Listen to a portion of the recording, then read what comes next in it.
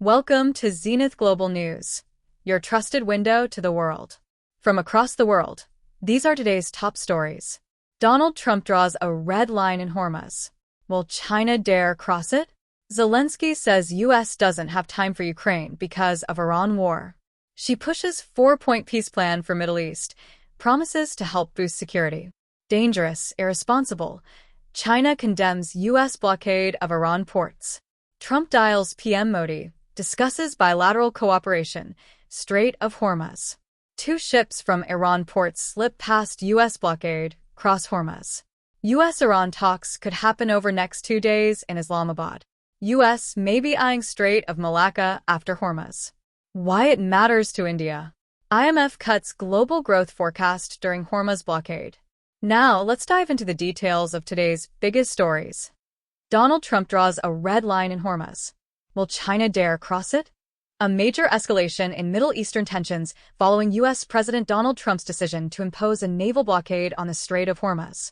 This move follows the collapse of high-stakes peace negotiations between the U.S. and Iran in Islamabad, where the two sides failed to reach an agreement regarding Tehran's nuclear program.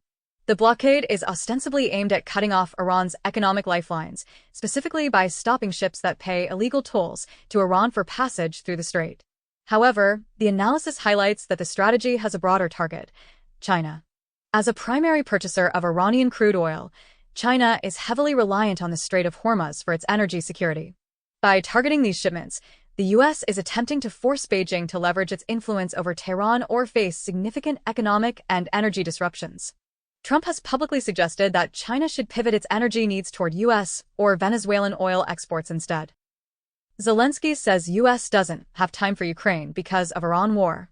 Ukrainian President Volodymyr Zelensky's comments indicates a significant shift in diplomatic priorities as the United States navigates concurrent global crises. Speaking to the German public broadcaster ZDF on Tuesday, April 14, 2026, Zelensky expressed deep concern that Washington has no time for Ukraine due to the ongoing war with Iran and the resulting maritime crisis in the Strait of Hormuz. A central point of Zelensky's frustration is the diversion of key diplomatic personnel. He specifically named Steve Witkoff and Jared Kushner, figures previously central to brokering potential peace talks between Kyiv and Moscow, noting that they are now constantly in talks with Iran. Zelensky suggested that this shift has caused a vacuum in the Ukrainian peace process, effectively stalling negotiations that were aimed at ending the Russian invasion. She pushes four-point peace plan for Middle East, promises to help boost security. A significant diplomatic intervention by Chinese President Xi Jinping amidst the escalating conflict between the United States and Iran. Following the collapse of the Islamabad talks and the subsequent U.S. naval blockade of the Strait of Hormuz, Xi has proposed a four-point peace plan aimed at stabilizing the Middle East and Gulf region. The proposal, presented during a meeting with Abu Dhabi's Crown Prince, centers on four key pillars: peaceful coexistence, encouraging regional nations to improve relations to build a sustainable security architecture; sovereignty and integrity, emphasizing that national sovereignty and territorial integrity must be respected and remains inviolable; multilateralism, upholding the uncentered international system to prevent the global order from descending into chaos; development security nexus, combining regional development with security, with China offering to share its modernization efforts to bolster progress. Dangerous, irresponsible. China condemns U.S. blockade of Iran ports. China accused the United States on Tuesday of dangerous and irresponsible behavior over its blockade of Iranian ports, with President Xi Jinping vowing Beijing would play a constructive role in promoting peace in the Middle East. U.S. President Donald Trump has threatened to sink ships entering or leaving Iranian ports and coastal areas in the Gulf after peace talks between Washington and Tehran failed over the weekend. The blockade came into force at 1400 GMT Monday, despite the United States and Iran agreeing to a fragile 2-week ceasefire days earlier. The U.S. increased military deployments and took a targeted blockade action, which will only exacerbate tensions and undermine the already fragile ceasefire agreement and further jeopardize safety of passage through the strait, Chinese Foreign Ministry spokesman Guo Jiakun told a news conference. significant 40-minute phone call between Indian Prime Minister Narendra Modi and U.S. President Donald Trump, occurring on April 14, 2026. This discussion is set against the backdrop of the escalating conflict between the United States and Iran following the failure of the Islamabad peace talks. The primary focus of the conversation was the deteriorating situation in West Asia, with both leaders underscoring the critical necessity of keeping the Strait of Hormuz open and secure for global trade. PM Modi reaffirmed India's commitment to a comprehensive global strategic partnership with the U.S. and discussed the substantial progress made in bilateral cooperation across various sectors. U.S. envoy to India, Sergio Gore, characterized the call as very positive and productive, noting that President Trump frequently provides PM Modi with personal updates on Middle Eastern developments. Gore also indicated that Washington would welcome an Indian role in the peace process, highlighting India's potential as a mediator. During the exchange, Trump reportedly expressed high personal regard for Modi, stating, "I just want you to know we all love you." Two ships from Iran ports slip past U.S. blockade, cross Hormuz. According to maritime tracking data from the firm Kepler, at least 2 commercial vessels managed to transit the strategic waterway shortly after the blockade officially commenced at 1400 GMT on Monday, April 13, 2026. The specific vessels identified include the Christiana, a Liberia-flagged bulk carrier that passed Iran's Larak Island approximately 2 hours after the blockade began, having previously unloaded corn at the Iranian port of Bandar Imam Khomeini. The Elpis, a Comoros-flagged tanker carrying 31,000 tons of methanol from the port of Bushehr, which cleared the strait around 1600 GMT. Additionally, a Chinese tanker, the Rich Starry, reportedly crossed the strait overnight using an Iranian-approved vetting route. However, these reports are directly contradicted by U.S. Central Command. In a statement on X, CENTCOM asserted that no ships successfully bypassed the blockade within the first 24 hours. They reported that 6 merchant vessels complied with orders to turn back, and emphasized that a massive force comprising 10,000 personnel and dozens of warships and aircraft is strictly enforcing the order to stop all traffic entering or departing Iranian ports. U.S.-Iran talks could happen over next 2 days in Islamabad. Potential breakthrough in the high-stakes standoff between the United States and Iran, with President Donald Trump suggesting that a second round of peace talks could occur in Islamabad within the next 48 hours. This development follows a period of stalemate and the implementation of a U.S. naval blockade on Iranian ports. Key highlights of the report include venue selection. While a European location was initially considered, President Trump expressed a preference for returning to the Pakistani capital. He cited his strong rapport with Pakistan's Field Marshal General Asim Munir, whom he credited with helping de-escalate past regional tensions, as a primary reason for this choice.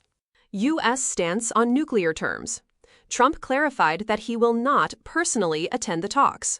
He also expressed dissatisfaction with reports of a proposed 20-year moratorium on Iranian uranium enrichment, reiterating his firm stance that Iran must not possess nuclear weapons, and stating he does not want Tehran to perceive a win in negotiations. The surrender dilemma. Facilitators emphasize that for any deal to succeed, the Iranian leadership must be able to frame the compromise to its domestic audience as something other than a surrender. U.S. may be eyeing Strait of Malacca after Hormuz. Why it matters to India. U.S. Indo-Pacific strategy, suggesting that Washington may be extending its focus from the Strait of Hormuz toward the Strait of Malacca. This shift is highlighted by a recent defense agreement between the U.S. and Indonesia, which grants U.S. military aircraft expanded access to Indonesian airspace, potentially enhancing surveillance over one of the world's most critical maritime choke points. Strategic importance of the Strait of Malacca. While the Strait of Hormuz is primarily an oil corridor, the Strait of Malacca is a broader commercial lifeline. It handles a massive volume of global trade, including manufactured goods, electronics, and a significant portion of energy supplies bound for East Asia. China is particularly dependent on this route, a vulnerability often referred to as the Malacca dilemma. The U.S. views the strait through a strategic lens, recognizing its potential as both a bottleneck and a point of leverage in future conflicts. India occupies a unique geographic position at the western entrance of the Malacca Strait. The Andaman and Nicobar Islands provide a natural vantage point, allowing New Delhi to monitor maritime traffic effectively. India's military infrastructure, such as the air station at Campbell Bay, combined with ongoing regional development, bolsters its maritime capabilities. This proximity creates significant opportunities for U.S. India cooperation, particularly in balancing China's regional influence. The report concludes that Washington's evolving posture, securing multiple strategic corridors simultaneously, indicates a broader intent to manage global maritime choke points. For India, this represents a moment of increased strategic relevance and potential collaboration with the U.S. to ensure regional security and the free flow of commerce. IMF cuts global growth forecast during Hormuz blockade. With a downward revision of global economic growth forecasts by the International Monetary Fund as the conflict between the United States and Iran intensifies, particularly following the U.S. naval blockade of the Strait of Hormuz. The IMF has cut its 2026 global growth projection to 3.1%, down from the 3.3% predicted before the outbreak of hostilities on February 28, 2026. Simultaneously, global inflation is now expected to reach 4.4%, a 0.6 percentage point increase driven by surging costs for oil, gas, and fertilizers. Chief economist Pierre-Olivier Gourinchas warned that the economic impact would be highly uneven, severely affecting low-income commodity importers and emerging market economies. Let's analyze the impacted regions. Iran. The outlook was slashed by 7.2 points, with the economy now projected to contract by 6.1%. Saudi Arabia. Growth forecasts were reduced from 4.5% to 3.1%. Middle East and North Africa. The regional forecast was cut by 2.8 points to a mere 1.1%. Eurozone. Growth is expected to slow to 1.1%, down from 1.4% in 2025. United States. The outlook was shaved slightly to 2.3%. The Strait of Hormuz is a critical artery through which approximately 20% of the world's oil and liquefied natural gas flows. Disruptions have led to a sharp rise in energy prices. In the U.S., average petrol prices have climbed from $2.98 to $4.11 per gallon since the war began. Analysts warn that a sustained $10 increase in oil prices could further decrease global GDP growth by 0.4%. The report notes a brief respite in oil prices, with Brent crude dropping to around $95 per barrel on the back of emerging hopes for a second round of peace talks in Islamabad.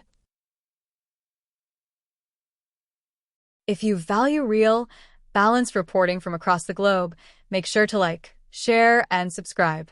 Turn on notifications so you never miss the stories that matter. Stay informed, stay aware, stay ahead. We'll see you in the next update, only on Zenith Global News.